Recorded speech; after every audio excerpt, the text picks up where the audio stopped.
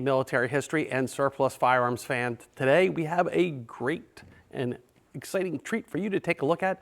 This is the Mauser M937A rifle. Actually, it is the Portuguese Mauser 937A. Just a little brief history about this gun is it was built in Germany for the Portuguese military. Now, this started in the late 1930s, and as Germany started to ramp up their war efforts, some of the shipments were seized going to the Portuguese military, or they were taken over and they were actually pressed into German military service.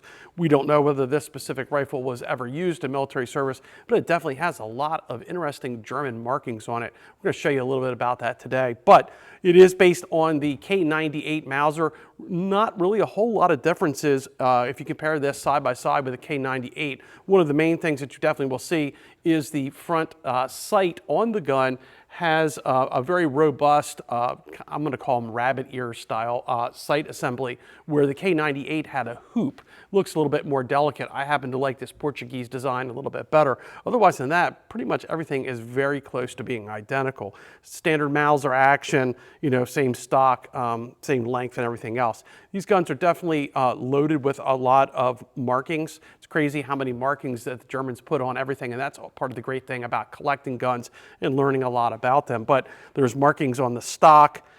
Almost each and every part of the bolt and the firing portion assembly of the gun has got markings on it. There's definitely a lot of markings on the left-hand side, including the manufacturer's marking.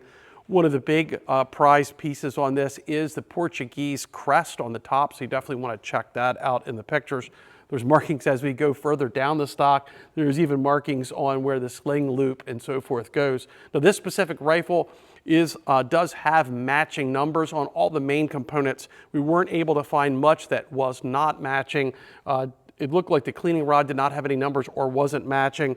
And the bayonet that you see here, which is definitely a beautiful addition to this, was not matching to the gun. We did not strip down the internals of the gun or take the stock off and look there, but apparently all of those were marked at some point during the construction. But just wanted to give you a quick overview of this cool and rare Portuguese Mauser variant of the K98 made in Germany. Thanks for stopping by. If you have any questions, comments, or you have anything else that you'd like to say, drop them in the line below the video or hit us up on social media. Thanks.